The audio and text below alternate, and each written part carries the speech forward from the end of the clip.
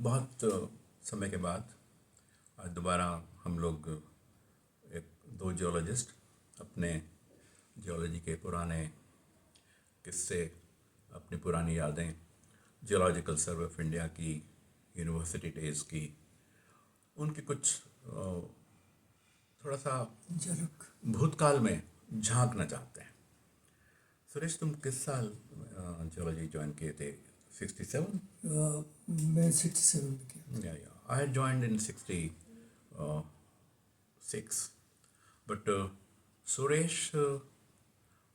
दीपक बगाई, हम लोग ऐसा फील करते थे, पता नहीं फॉर व्हाट रीज़न, जैसे हम क्लासमेट्स हों। हालांकि सुरेश वॉज जूनियर, बट कुछ लड़के, खासतौर पे सुरेश और दीपक बगाई, ये closer, they were closer and closer.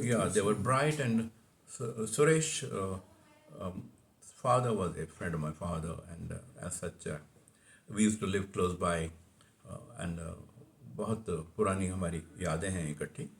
और मैंने और सुरेश ने जियोलॉजिकल सर्वे ऑफ इंडिया के जियोलॉजिस्ट एग्ज़ाम के एक ही बैच से मैं पहले बैच में असिस्टेंट जियोलॉजिस्ट ज्वाइन किया था। सो 72 बैच, 72 बैच, हम 72 बैच के, 71 में पास GSI के 73 में ज्वाइन किया फिर। 72 batch. So I joined also as geologist in 73 and Suresh too. Suresh, where were you posted? My first posting was in Shillong, northeast. Yeah, I remember Andhra Pradesh में वो जो तुम्हारी खूबसूरत हैंडराइटिंग में और बहुत तुम्हारे टिपिकल स्टाइल में चिट्ठियाँ आया करती थी बाय पोस्ट, वो बहुत मज़ेदार होती थी और मैंने बहुत सारी संभाल के रखी हुई हैं अभी तक किसी फाइल में। दोज वर से real collectors items. Suresh, Those were postal days, not cell phone days. वो सुरेश जो लेटर लिखा करता था। तो शिलोंग में कितने साल रहे? मैं 3 years, 3 साल की पोस्टिंग। शिलोंग में क्या किया? शिलोंग में जियोमॉर्फोलॉजी में, ब्रह्मपुत्र वैली में जियोमॉर्फोलॉजिकल स्टडीज़ की, और 1 साल के लिए IPI में डिप्यूट हो गया था रिमोट सेंसिंग ट्रेनिंग के लिए। उस साल तुम कई लोगों के साथ थे, BD सिंह और अशोक गोयल भी, पंजाब गवर्नमेंट से, same 10th, I think it was 10th, it was known as IPI, Indian Photo Interpretation Institute. Now it is the Remote Sensing Center. IARS. तो पूरे साल का कोर्स था? 1 साल का। वहाँ पे फील्ड वर्क भी किया था? फील्ड वर्क फिर यूपी हिमालयस में। किस साल में गए थे? I went in 74-75 sessions. You were not yet married? I got married during my stay. मुझे IPI. Many people knew that Jyoti was with you in the course. And she used to come and stay in the hostel for some time, many times. And where else you worked in from Shillong? Shillong, we worked in Meghalaya only. Meghalaya also.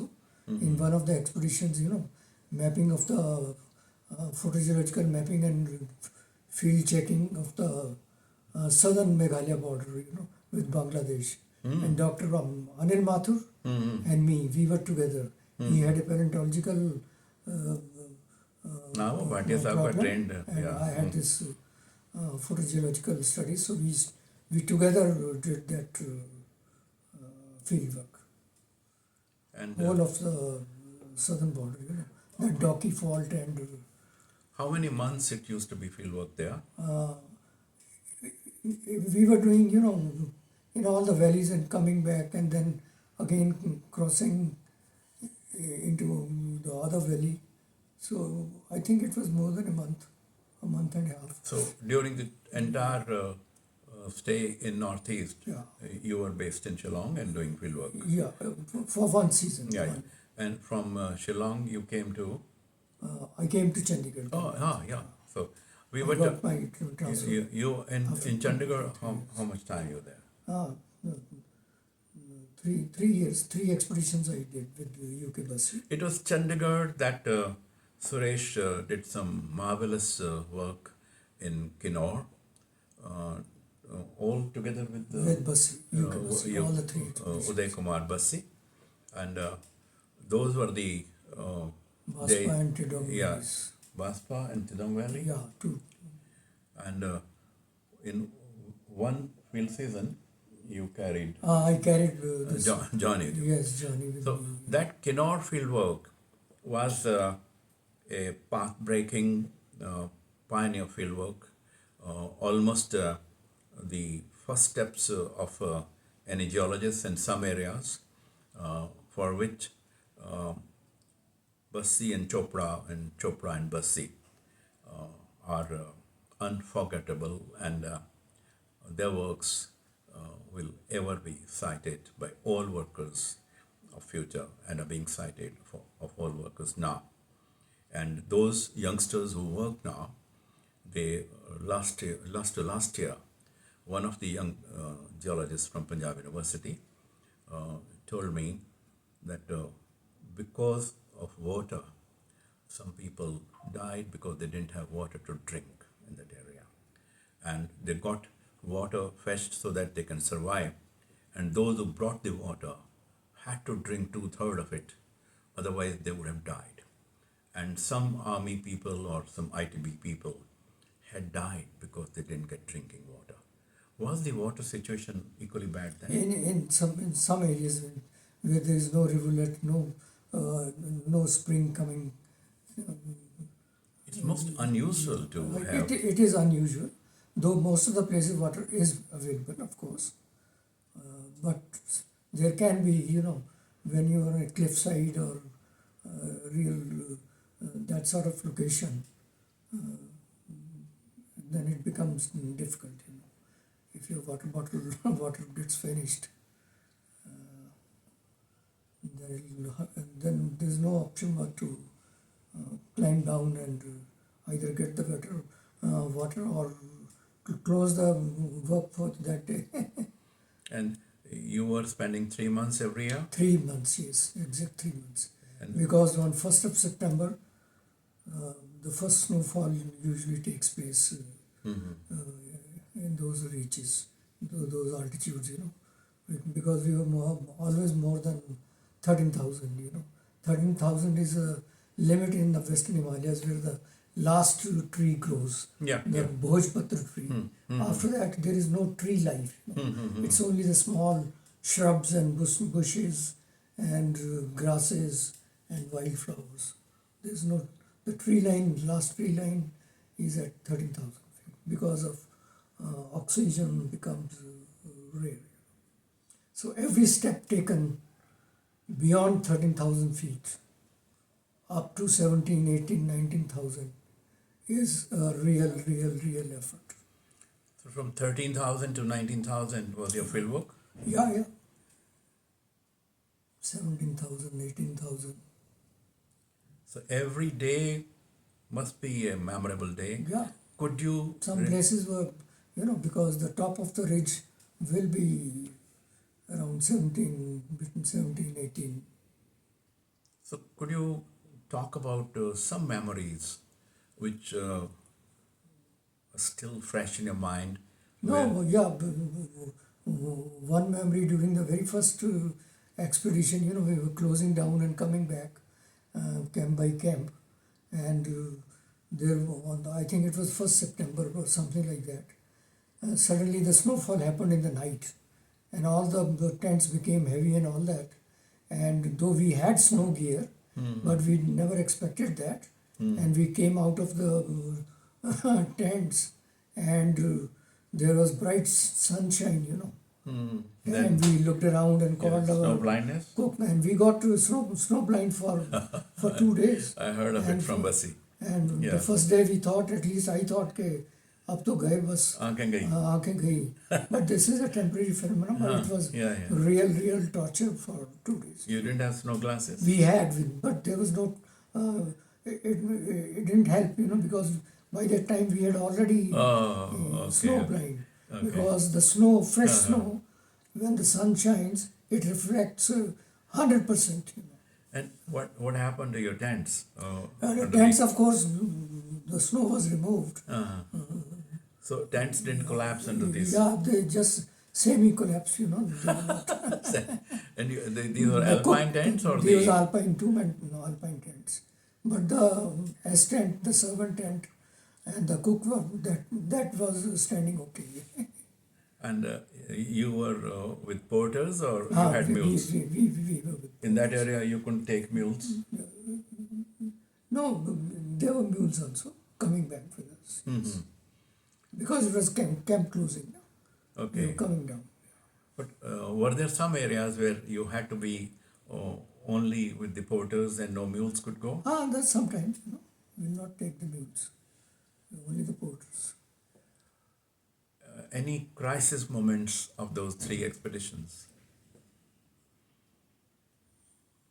Well, How many crisis every moments? day, every day was a was a crisis. challenge. Yeah, Every yeah, day was challenge. a crisis. You know, even crossing a small rivulet, you know, you have to do it early morning Yeah.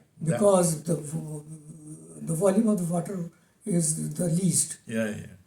and as the day goes up, the more snow melts and the discharge increases, and then you can't even cross that river or rivulet. So you were We crossing. used to actually piggyback some of the porters. Yeah, that's true.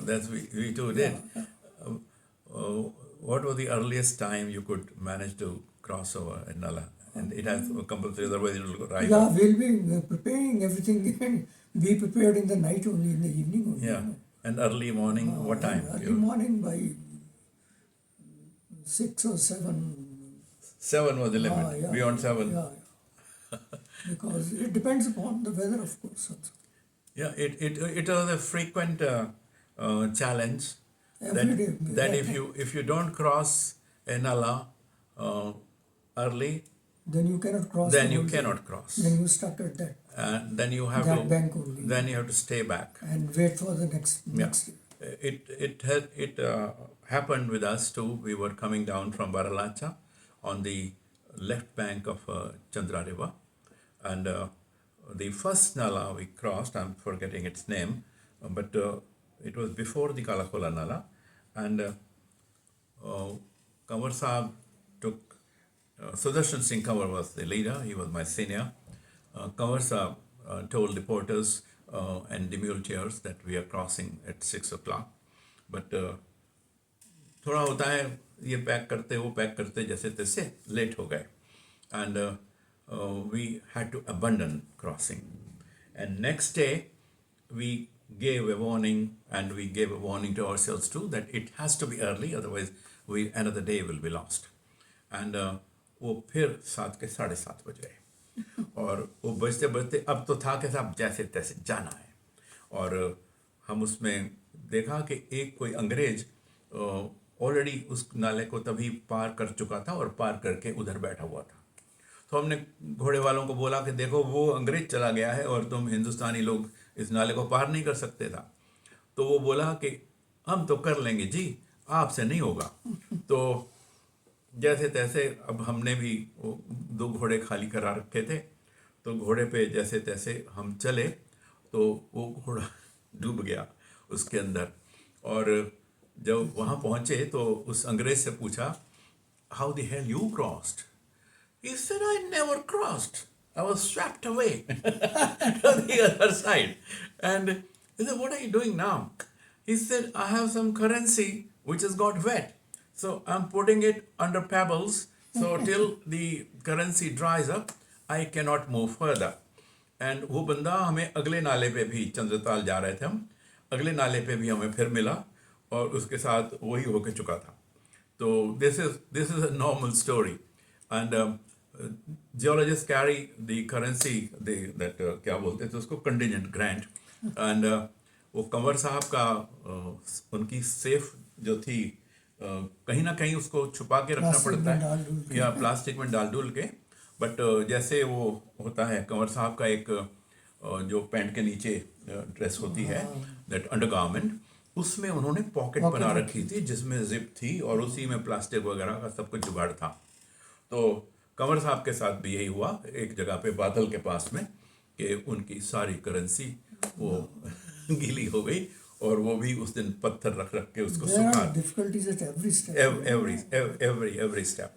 Even the discharge is so much, velocity is so much, and the pebbles and the stones are rolling, they are hitting your feet if you're crossing barefoot, if you're not on the horses. Even the horses mules get injured. And even when you're crossing piggyback on a field guide, that poor guy is also hit by, especially if you're close to a glacier, and those small pieces of ice are flowing down, and if one of them knocks the leg of the that gentleman who is trying to carry us across, It's hurting. say he can fall down.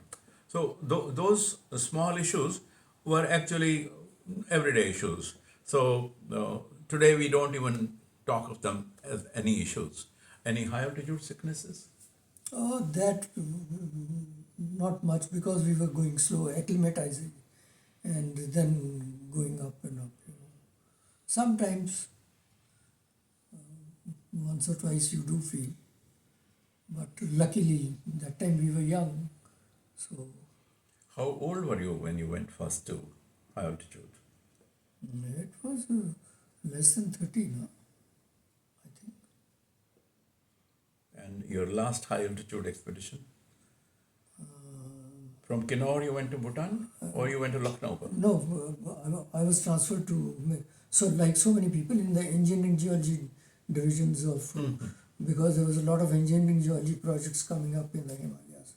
So all those geologists with 5, 7, 6 years of mapping experience, they were transferred to various EG divisions. So you were in Lucknow in EG division? I was in EG division, and from there I went to, I got an offer for deputation. EG stands for Engineering Geology.